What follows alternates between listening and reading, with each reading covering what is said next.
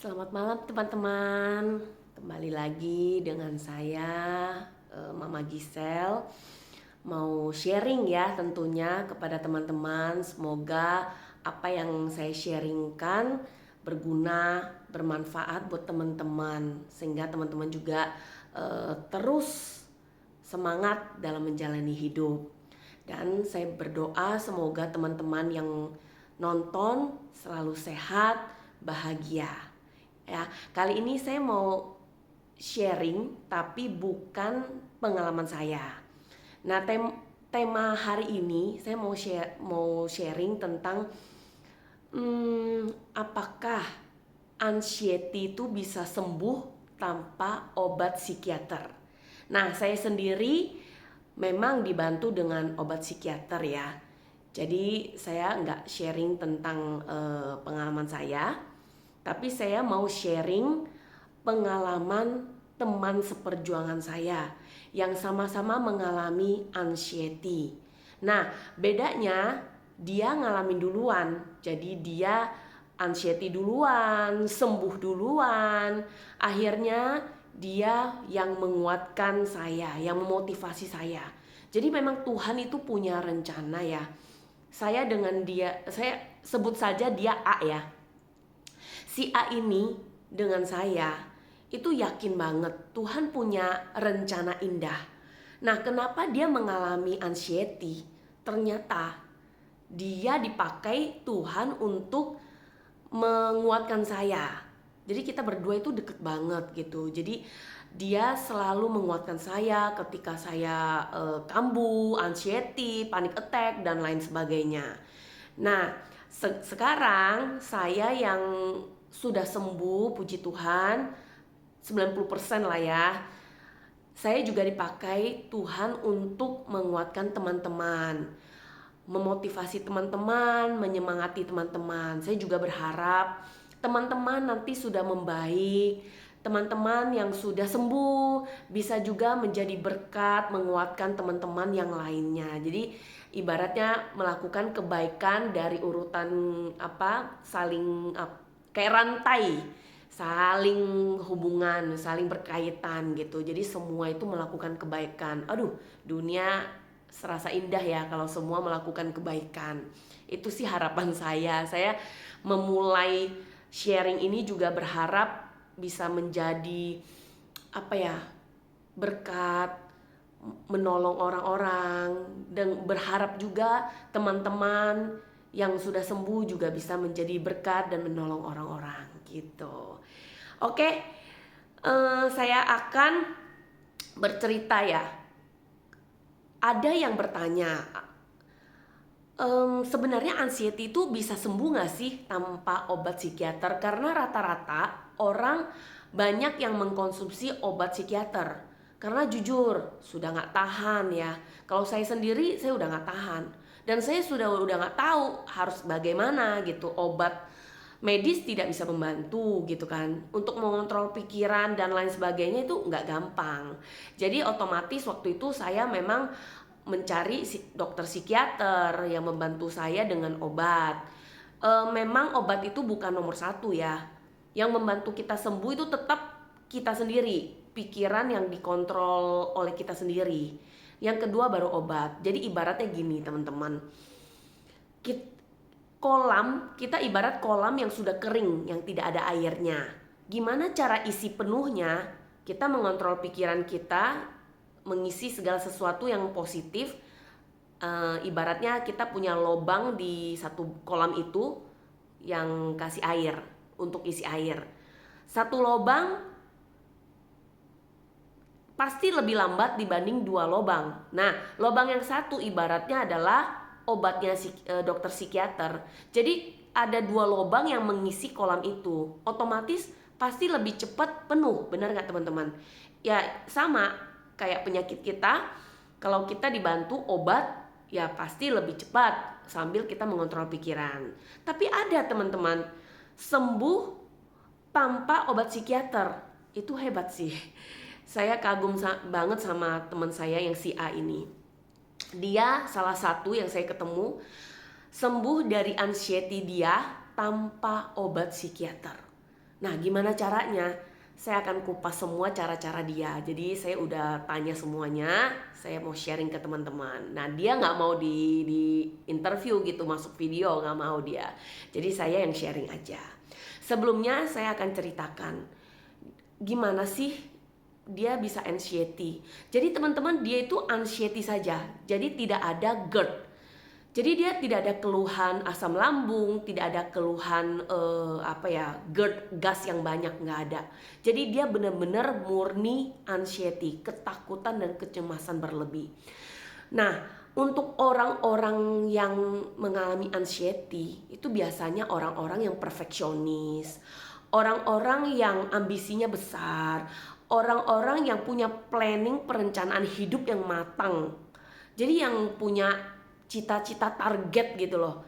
Nah, itu biasanya kalau kita tidak mencapai target itu, hidup tidak sesuai dengan harapan kita, ambisi kita, itu biasanya ada kayak kekecewaan yang besar yang bisa menyebabkan anxiety seperti itu. Nah, itu salah satunya. Saya juga merasakan itu. Saya juga tipe orang yang seperti itu gitu. Nah, si A ini dia itu boleh dibilang hidupnya tidak semulus seperti apa yang diharapkan.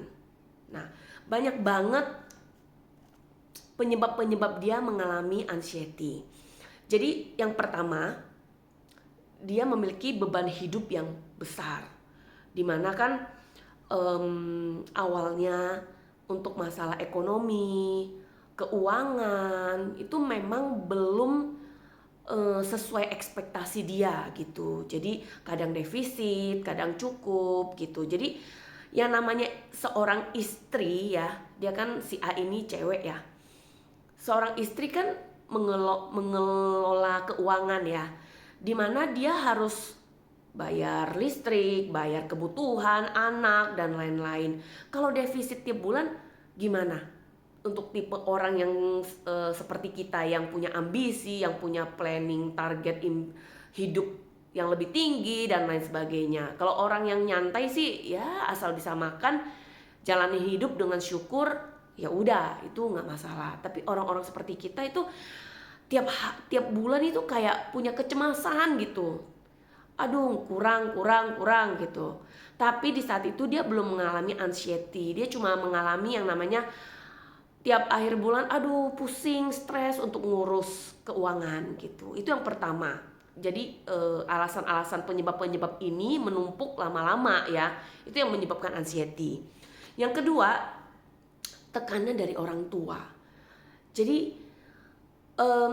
tekanan dari orang tua juga ada. Misalnya kan banyak ya orang tua yang biarpun anaknya sudah menikah tetap mau minta uang bulanan walaupun anaknya sebenarnya juga lagi susah. Ada orang tua yang seperti itu. Ada orang tua yang menuntut harus diperhatikan. Misalnya, pokoknya kamu harus bangun lebih awal dari saya, misalnya ada kayak gitu. Nah, ada juga orang tuanya pokoknya nggak mau tahu, tiap kali mau pagi, siang, malam udah ada makanan masakan anaknya udah tersedia di meja. Jadi hal-hal kecil itulah yang membuat dia punya tekanan hidup yang besar gitu. Jadi dia merasa hidupnya kok nggak bisa bebas, nggak ada privacy seperti itu. Jadi dia merasa kayak ada tekanan di batinnya. Itu yang kedua. Ketiga, kebetulan suaminya itu kerja kantoran, perginya pagi, pulangnya malam. Menghindari macet, kadang dia bisa nyampe rumah jam 11. Sedangkan si A ini jam 9 udah ngantuk. Jadi dia ketemu suaminya itu lebih jarang. Kayak berasa kok tiap hari nggak bisa ketemu suaminya ya, nggak bisa ngobrol ya gitu. Jadi kalau misalnya malam dia nungguin udah ngantuk dia tidur, suaminya baru pulang. Besok pagi kadang suaminya udah pergi gitu. Jadi ketemunya paling weekend, hari Sabtu, Minggu. Tapi ya namanya istri kadang kan tiap hari pengen ketemu, ngobrol, ada masalah apa ngobrol. Nah itu yang membuat dia, salah satu membuat dia itu kayak merasa sendiri gitu. Nah dia juga punya ketakutan, ya bukan anxiety ya, tapi punya pikiran gitu, kalau dia sakit, kalau dia sakit atau ada apa gitu ya, anaknya sama suaminya gimana gitu. Nah ini ibu rumah tangga yang benar-benar teladan lah menurut saya. Dia tuh siapin makanan buat suami dan anaknya, semua keperluan keluarga suami dan anaknya itu dia yang ngurus semua. Bersih-bersih rumah dia, masak dia, urus keuangan dia, semua gitu, semua dia. Wah, wanita perkasa. Nah dia juga seorang ibu rumah tangga, jadi otomatis kan nggak ketemu orang-orang lain ya. Jadi tiap hari itu kerjaannya yang ngurus rumah, ngurus anak. Jadi kalau anaknya sekolah, dia sendirian, ya nggak ada teman gitu. Maksudnya nggak ketemu orang, bersosialisasi dan lain sebagainya. Jadi membuat dia itu hidup kayak kesepian, sendiri gitu. Paling telepon ke saya, ngobrol. Tapi kan beda ya kalau telepon dengan kumpul dengan teman, ketemu dengan teman, jalan bentar, refreshing, itu beda. Jadi dia seharian pokoknya rutinitas yang jenuh, yang tiap hari dilakukan ibu rumah tangga. Nah itu teman-teman, kalau ibu rumah tangga pengennya kerja ya. Kalau saya kerja pengennya ibu rumah tangga. Jadi kadang itulah kita harus bersyukur ya. Nah itu tantangan buat ibu rumah tangga. Jujur gak gampang jadi ibu rumah tangga. Ngurus keluarga, ngurus rumah, bersih-bersih dan lain sebagainya itu capek banget. Jadi saya sangat salut dan bangga kepada orang-orang wanita-wanita yang menjadi ibu rumah tangga murni 100%. Itu gak gampang banget. Nah dan selanjutnya, nah dia ada satu ketakutan nih yang terakhir ya. Dia tuh takut banget yang namanya sakit. Kenapa? Saya pernah nanya, kenapa? Sakit kan itu kadang hal yang wajar ya. Maksudnya kalau kecapean, sakit ya udah istirahat gitu. Tapi dia takut banget yang namanya sakit. Dia tuh punya pikiran negatif. Kalau sakit, dia sakit, suaminya sama anaknya gimana gitu. Berawal dari itu. Kalau dia sakit, gak bisa masak, gak bisa ngurus rumah, dan lain sebagainya. Anaknya dan suaminya gimana? Yang masakin siapa? Yang ngurusin siapa? Berawal dari situ, makin lama pikirannya itu mengakar. Lama-lama dia berasa, kalau dia sakit, parah, gak ada yang tahu, tiba-tiba dia, meninggal gitu. Ada siapa yang tahu gitu? Dia di rumah sendirian. Terus anak dan suaminya gimana? Nah itu yang selalu dia takutin sampai sekarang. Jadi dia takut banget yang namanya sakit. Ketika badannya gak enak gitu ya, dia tuh bisa panic attack. Dia merasa, aduh saya kenapa? Nanti suami dan anak saya gimana gitu. Karena kenapa? Dia punya trauma. Kejadian dimana suaminya pernah dinas keluar kota. Otomatis dia kan sendirian di rumah, anaknya sekolah. Dia pernah sakit. Sebenarnya mungkin itu sakit cuma biasa, demam dan lain sebagainya, kecapean gitu. Nah dia pernah sakit, terbaring, dan tiba-tiba itu badannya kaku dan gak bisa gerak selama setengah jam atau 1 jam. Dia tuh panic attack, tapi gak bisa ngapa-ngapain, gak bisa gerakin kaki, gak bisa gerakin tangan, gak bisa apa-apa. Di situ dia merasa ketakutan sekali. Waduh, ini saya kenapa? Dan saya harus gimana? Gak ada orang. Dia mau ngomong, teriak pun gak bisa. Nah itu terkadang ada panic attack yang memang di luar nalar kita ya. Jadi dia panic attack tapi gak bisa teriak, gak bisa ngapa-ngapain, kayak orang pingsan gitu tapi sadar. Disitulah trauma dia mulai. Dia mulai ketakutan, tiap hari ketakutan, akhirnya ditumpuk semua penyebab tekanan hidup, segala macam ketakutan dia. Lama-lama dia ada anxiety, ketakutan yang berlebihan. Jadi dia tiap hari tuh hidup dalam ketakutan.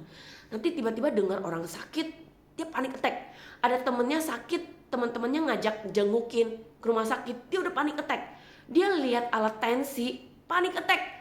Lihat dokter baju putih, panic attack. Lihat perawat, panic attack. dia nggak berani yang namanya ke rumah sakit, nggak berani check up, nggak berani ke dokter, lihat alat tensi pun nggak berani.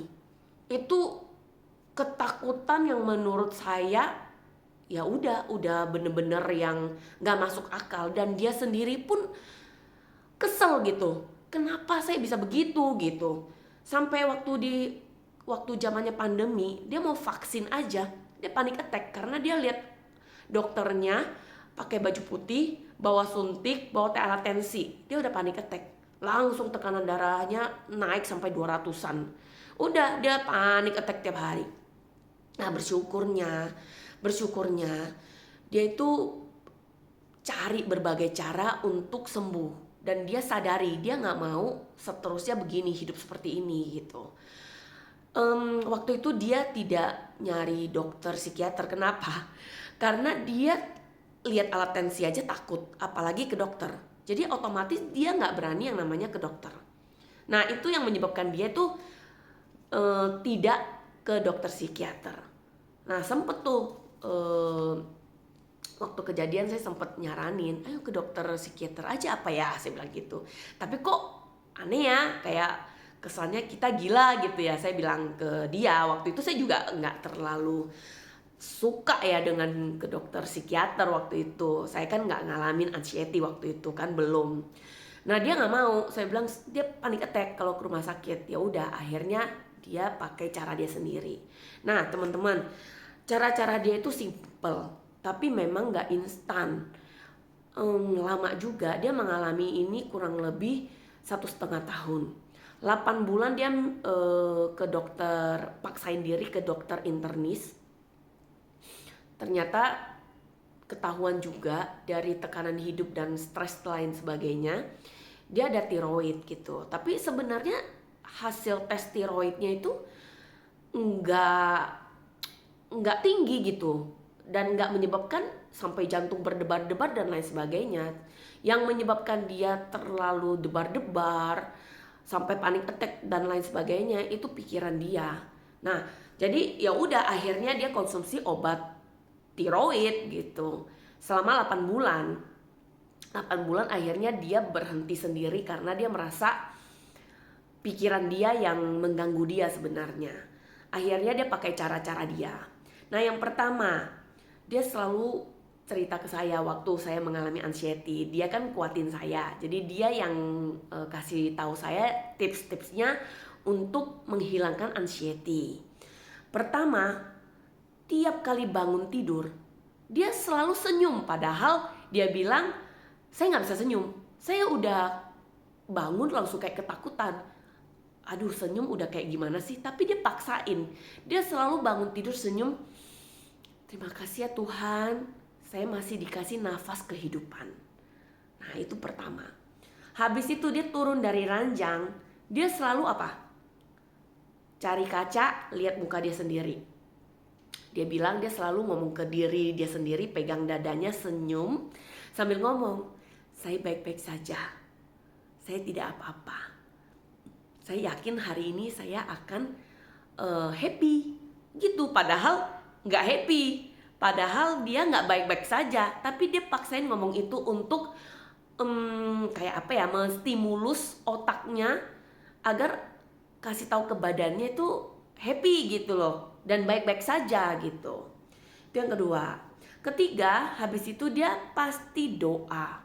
Doa memang obat ya. Dia selalu doa, cari Tuhan untuk membantu dia kuat dalam menjalani cobaan dia. Dia yakin apapun yang dialami dia tidak melebihi kekuatan dia.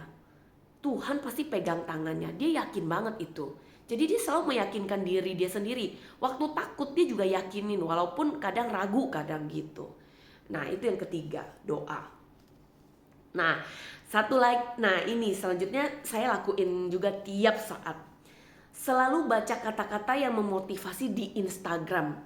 Jadi di Instagram itu banyak banget kata-kata yang memotivasi. Jadi waktu saya dikasih tahu juga, saya sampai follow banyak banget orang-orang yang tiap pagi, tiap hari itu ngepost kata-kata positif.